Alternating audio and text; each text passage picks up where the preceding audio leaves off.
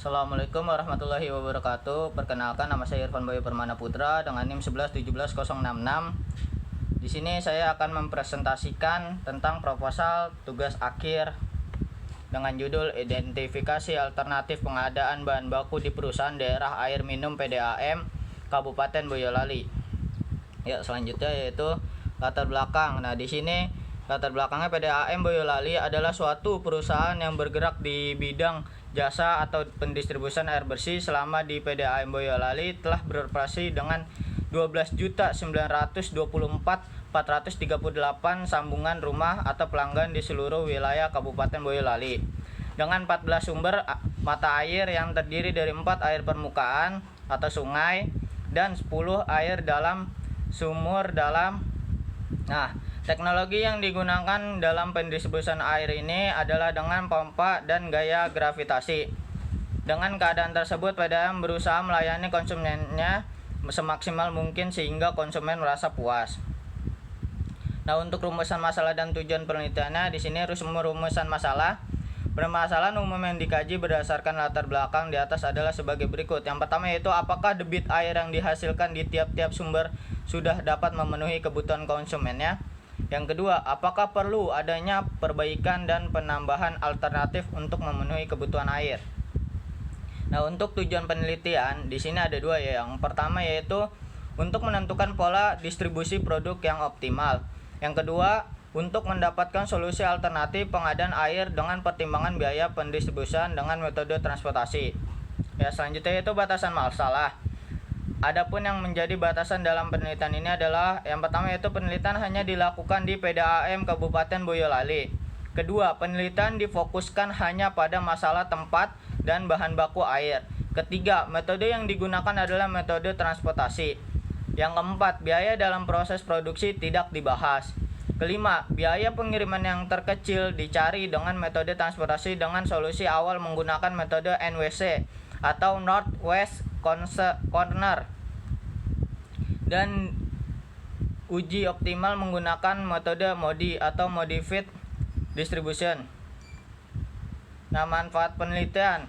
Manfaat penelitian di sini ada dua. Yang pertama yaitu bagi PDAM itu sendiri, yaitu sebagai bahan masukan informasi untuk memperhatikan kemampuan PDAM dalam melayani konsumennya berkaitan dengan kemampuan untuk menyediakan bahan baku yang layak dan menentukan pola distribusi produk yang optimal serta memuaskan bagi konsumennya dan solusi-solusi baru yang telah didapat dari penelitian ini sehingga dapat membantu mengatasi permasalahan yang ada. Kedua yaitu bagi peneliti sendiri dapat mengaplikasikan secara nyata ilmu pengetahuan yang telah diperoleh dari bangku kuliah. Nah, di sini ada landasan teori. Landasan teori yang pertama yaitu pengertian air bersih dan air minum. Air bersih merupakan air yang dipakai untuk keperluan sehari-hari yang kualitasnya memenuhi syarat kesehatan dan dapat diminum apabila telah dimasak. Yang kedua yaitu sistem pengelolaan air bersih.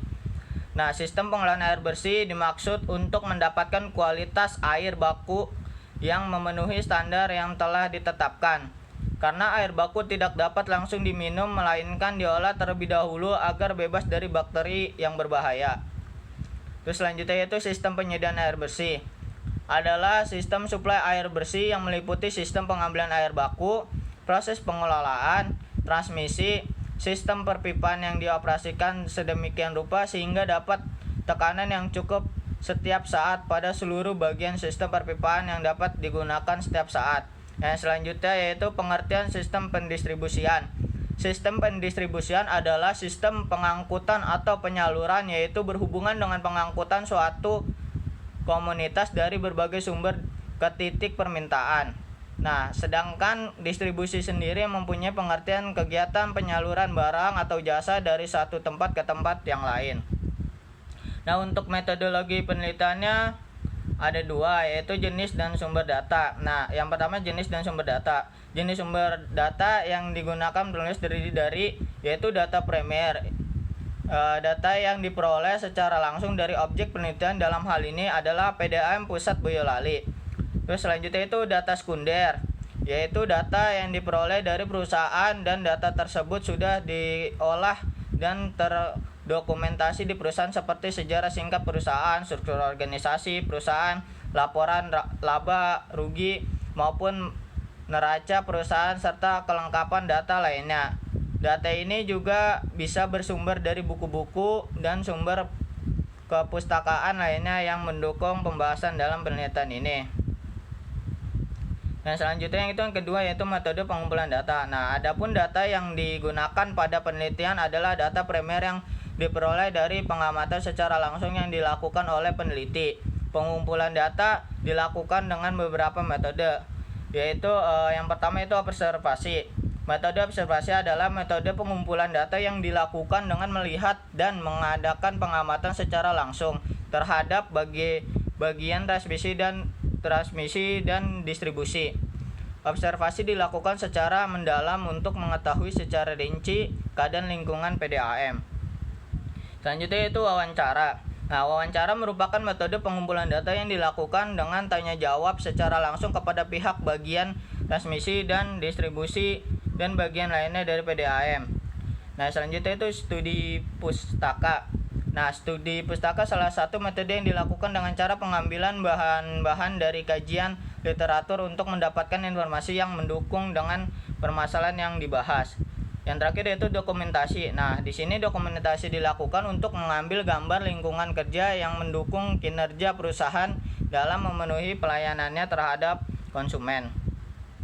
Nah, di sini kesimpulan dan saran. Nah, kesimpulan berdasarkan dari pengaturan pengelolaan dan analisa data, maka dapat diambil beberapa kesimpulan. Yang pertama itu pengelolaan manual sama dengan pengelolaan dengan software. Yang kedua yaitu dengan metode transportasi, di mana penyelesaian awal menggunakan metode NWC atau North West Corner. Kemudian ditentukan biaya optimal dengan metode MODI sebanyak 1 kali.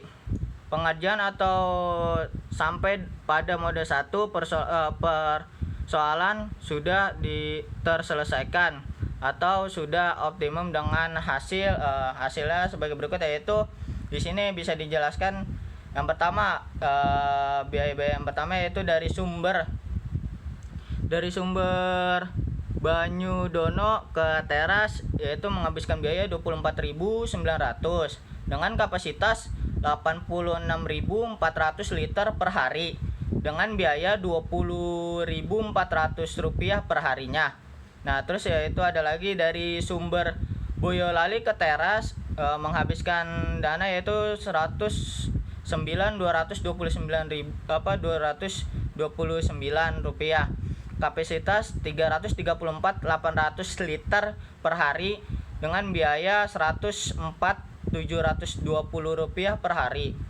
Nah, dari sumber Boyolali ke Sambi yaitu 103.848 dengan kapasitas 68.400 liter per hari dengan biaya 99.384 per hari.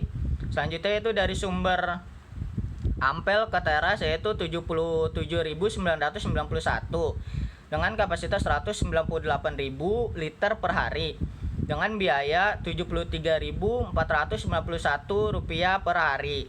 Nah, selanjutnya itu dari perhitungan tersebut diperoleh total biaya investasi pembuatan jaringan pendistribusian air yaitu Rp1.635.650.000 dengan rincian sebagai berikut.